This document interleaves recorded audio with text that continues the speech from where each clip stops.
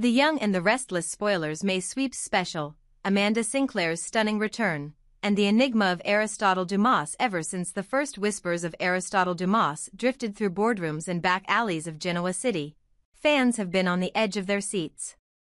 Who is the man behind the empire of offshore companies, biotech holdings, and whispered philanthropic handshakes? Why has he never been seen, yet so many key players claim to serve him?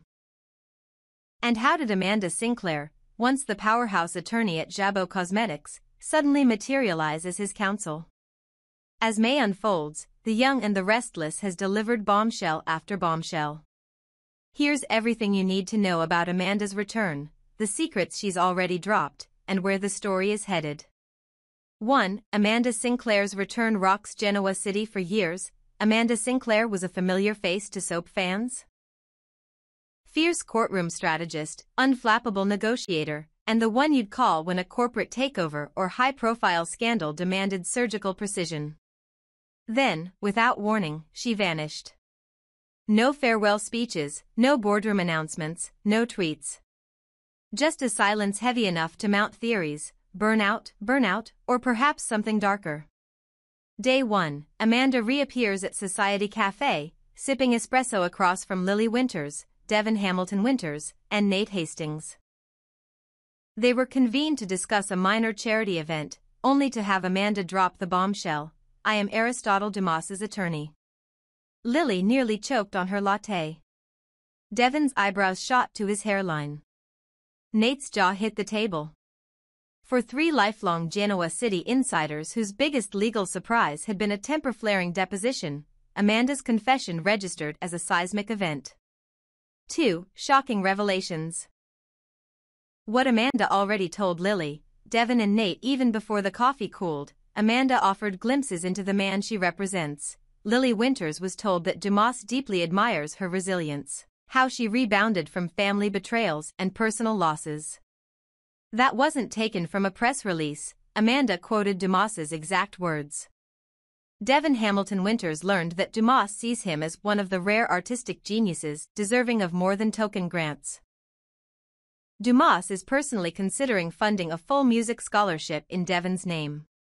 Nate Hastings discovered that Dumas respects your reinvention, an astonishing personal endorsement of Nate's journey from youthful mistakes to community advocate.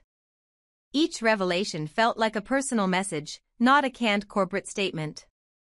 Fans immediately recognized the difference. Damian Kane or Holden Novak, Dumas's 2 most senior lieutenants, had never passed along this kind of intimate commentary. 3. The astonishing gap, why Amanda knows more than Damian or Holden. 3.1. Damian Kane, COO, with no face-to-face meeting as Chief Operating Officer of Dumas Enterprises, Damian Kane oversees global operations. He negotiates contracts worth hundreds of millions, brokers alliances with European aristocrats, and manages the very pulse of the empire. Yet Damian has publicly admitted, "I have never once set eyes on Mr. Dumas." 3.2. Holden Novak, crisis fixer, still in the dark. Holden Novak, the man who arranges hush-money settlements, covers up boardroom scandals, and handles when things go wrong, has also professed total unfamiliarity with Dumas's person. Communication flows via encrypted messages and proxies, but never in person. 3.3. Amanda's unmatched access. By contrast, Amanda has traveled abroad with Dumas on private jets and limousines, negotiating everything from boutique vineyard acquisitions in Bordeaux to hush fund agreements in Singapore. Seen his private journals, at least excerpts, allowing her to quote him on philanthropic visions and personal regrets. Served as his confidant, relaying not only boardroom strategy but personal opinions on Genoa City's elite. This radical imbalance, Damian and Holden handling operations, Amanda handling the man himself, raises questions about why Dumas entrusted his inner thoughts to her exclusively. For theories abound. Who is Aristotle Dumas, really? With tantalizing breadcrumbs dropped by Amanda, fans and characters alike have spun countless theories. The shadowed heir. Could Dumas be a long-lost member of a founding Genoa City family, hiding behind a pseudonym? Amanda's intimate knowledge suggests a close personal history, Perhaps childhood friendship with Lily or Victoria, or a secret bloodline connection.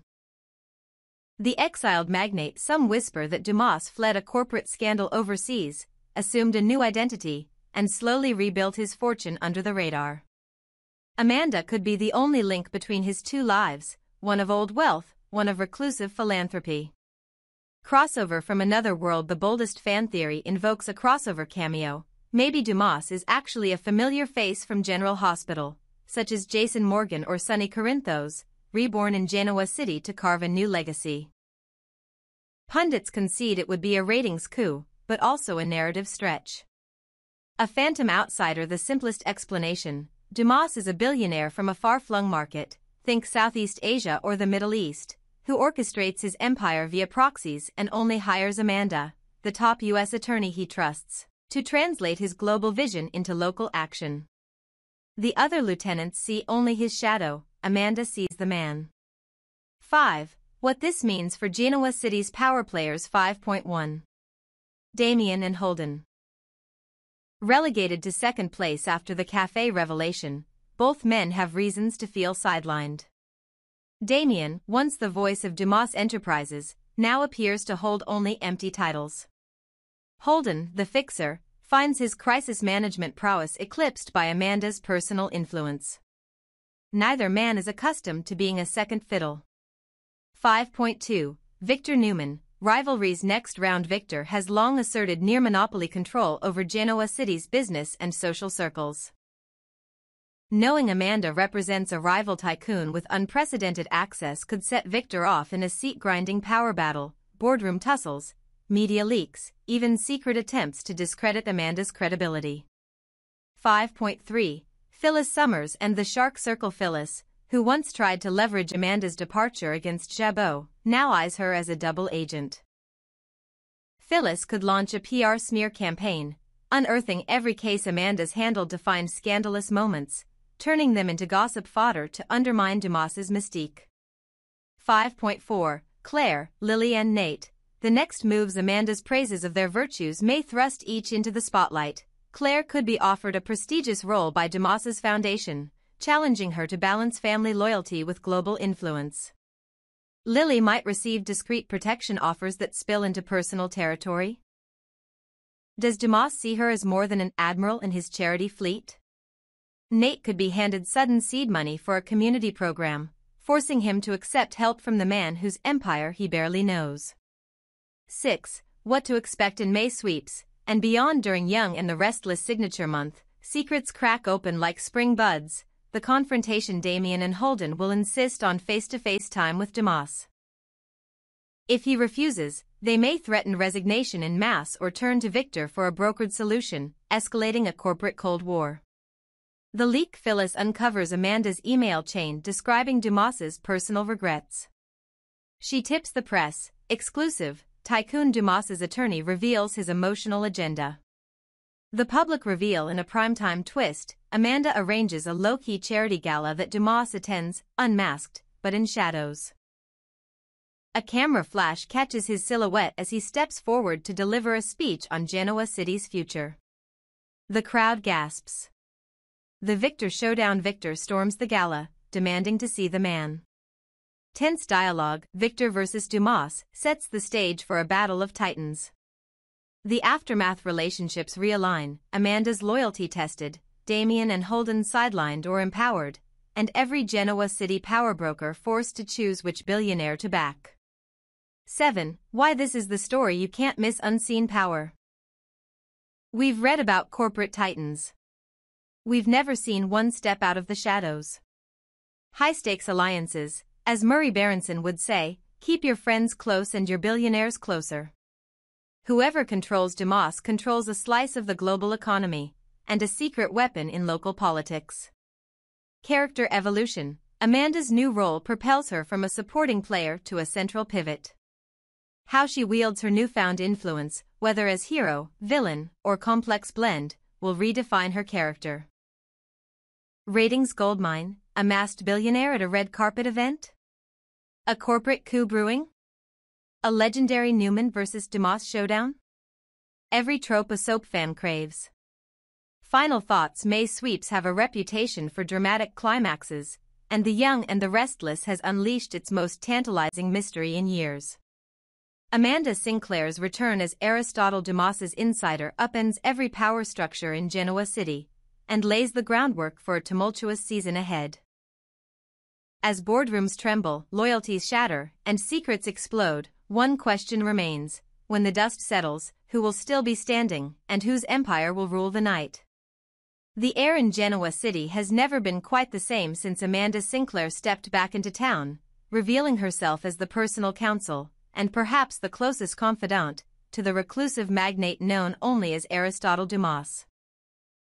Long after Damian and Holden Novak admitted they'd never laid eyes on their own employer, Amanda arrived and began recounting Dumas's private opinions, his hopes, his regrets, even his affections for old friends. The gulf between her intimate knowledge and Damian's and Holden's distant professionalism has sparked more than a few raised eyebrows. It has set off alarm bells in every boardroom and social circle from Newman Enterprises to Society Cafe. From the moment Amanda first disclosed that she served at Dumas's pleasure, the most pressing question has been obvious: what, exactly, is the nature of their relationship? After all, she offered to intercede on Phyllis Summers's behalf when Phyllis reached out to Dumas for financial backing, an extraordinary courtesy not extended to Nate Hastings, Lily Winters, or Devon Hamilton Winters. When fans learned that Phyllis dialed Dumas sometime between May 12th and May 16th, and that by the May 19th episode, Amanda was already confronting Phyllis with offers to put in a good word, it became clear that Amanda's access to Dumas went far beyond the typical attorney-client privilege. Why would Dumas place so much trust in Amanda and so little in the two lieutenants he pays handsomely to run his empire? Some point to her razor-sharp legal mind, her unwavering discretion, or her reputation for defending the indefensible. Others whisper that the bond between them might be more personal still, built on years of shared history that, until now, remained hidden in the shadows. After all, if Dumas's empire is built on the assumption that the less people know about the man himself, the better, then letting Amanda speak to his innermost thoughts suggests a level of closeness that borders on companionship, or, dare some suggest, something more. Imagine for a moment that behind the scenes of Genoa City's power struggles lies a marriage not announced on any registry. A partnership in which Amanda is not only the voice of Dumas's legal and philanthropic agenda, but also the keeper of his heart. Consider how easily such a pairing would explain the speed and depth of her influence. She could slip seamlessly between corporate boardrooms and intimate private salons, carrying with her the unspoken authority of a spouse rather than merely the directives of a client. In that scenario, Damian's frustration at never meeting his employer and Holden's unfulfilled quest to understand Dumas become not just amusing footnotes, but evidence of a carefully guarded personal firewall, erected to protect Dumas's true identity and his most tender confidences. Of course, this is soap opera speculation at its most tantalizing. Yet the clues pile up: Amanda's willingness to travel on Dumas's behalf at a moment's notice, her familiarity with his philanthropic priorities, her exclusive role in fielding requests from Genoa City's most storied residents. When she offers to speak for Phyllis, she does so with the ease of someone who knows exactly how Dumas thinks, and, more crucially, how his heart might sway.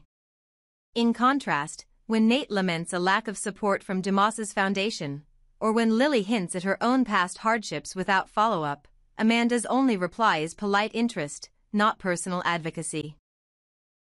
Such selectiveness can only be explained by a relationship that transcends contract. Now, with Damian and Holden reportedly clamoring for a face-to-face meeting with Dumas, the walls of secrecy threaten to crack. If Dumas agrees to step into the light, even partially, the city will see firsthand whether the man behind the myth is the same kindly benefactor whose opinions Amanda has so artfully channeled. Or, if the meeting never materializes, it will speak volumes about the lengths to which he will go to keep his identity, and perhaps his marriage, hidden.